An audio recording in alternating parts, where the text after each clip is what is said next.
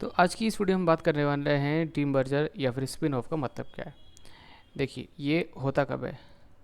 मान लेते हैं एक कंपनी है, ठीक है। एक कंपनी क्या हो गई, अब दो कंपनीज में डिवाइड हो गई, कंपनी बी और कंपनी सी। तो कंपनी एक थी लेकिन वो दो कंपनीज में अब डिवाइड हो गई है, तो इसे बोलते हैं डी मर्जर। इसे क्या बोलते हैं, डी मर्जर। तो चलिए अब इसकी अब डेफिनेशन देख लेते हैं।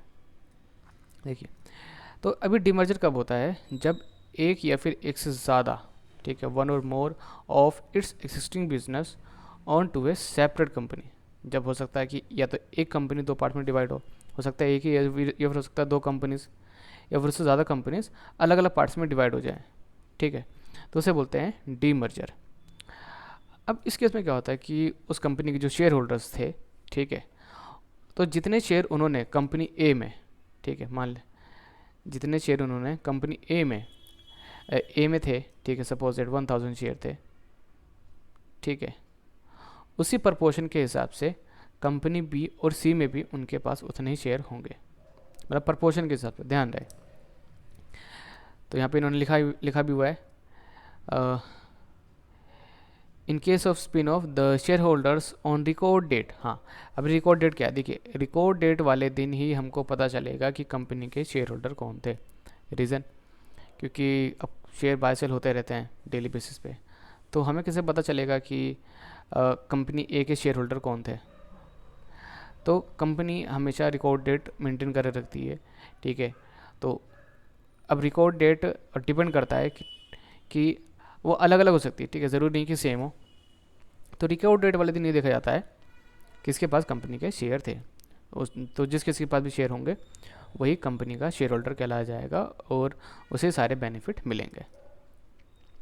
तो in case of spin off the shareholders on the record date will be eligible to receive shares in the new company in proportion to the shares they held in the parent company, ठीक है। तो जितने proportion में उनके पास share थे parent company में उतने ही share उनको दिए जाएंगे।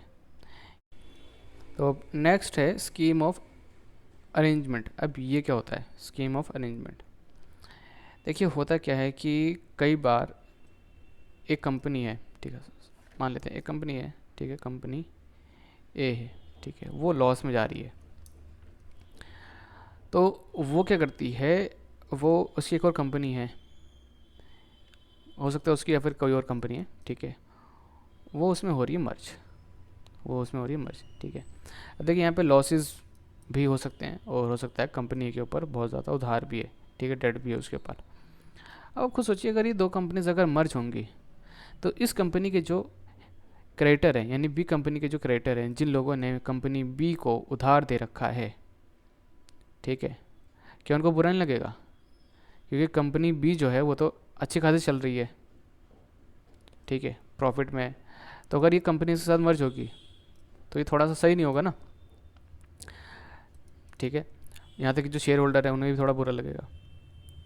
और हो सकता है या तो ये हो सकता है कि कंपनी बी मर्ज हो रही है कंपनी ए में, ठीक है। तो उस केस में भी जो क्रेडिटर्स हैं या फिर जो शेयर होल्डर्स हैं उनको एतराज़ होगा। तो इस केस में क्या होता है कि एक एग्रीमेंट, आप समझ लीजिए एक एग्रीमेंट होता है जिसे बोलते हैं स्कीम ऑफ अरेंजमेंट।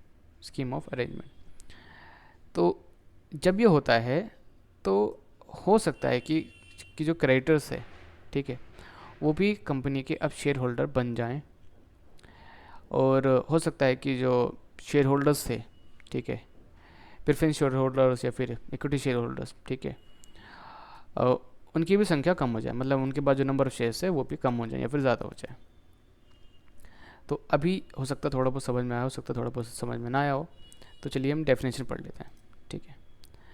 तो जैसे कि इन्होंने कह रखा है कि some company may fail to fulfil its obligation to its creditors, ठीक है। हो सकता है कई बार ऐसा था कि कुछ कंपनीज अपनी जो ऑब्लिगेशंस हैं, यानी कि जो भी उन्होंने उधार लिया है, ठीक है, वो पे ना कर पाएँ किसको, क्रेडिटर्स को, ठीक है। या फिर हो सकता है अब वहाँ पे जो ऑब्लिगेशंस हैं ज़रूरी नहीं कि उधार ही हो, वो कुछ और भी हो सकती है।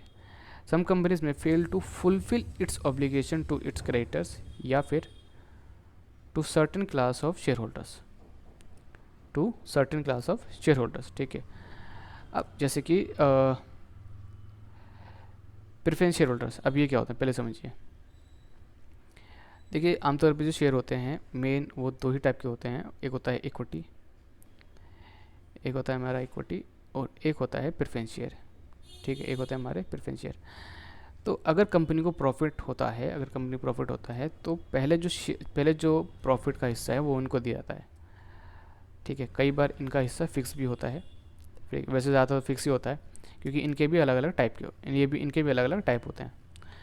ठीक है, अ, तो अगर मान लीजिए ये 8% वाले प्रेफरेंस शेयर हैं, तो यानी कि उनको प्रॉफिट का 8% इनको दिया जाएगा। मतलब प्रॉफिट करनी जो भी जो इसकी फेस वैल्यू मान लेते हैं, इस प्रेफरेंस शेयर की फेस वैल्यू है 100 रुपीज़, यानी कि 8 रुपये एक प्रेफरेंस शेयर के पीछे इनको मिलेगा।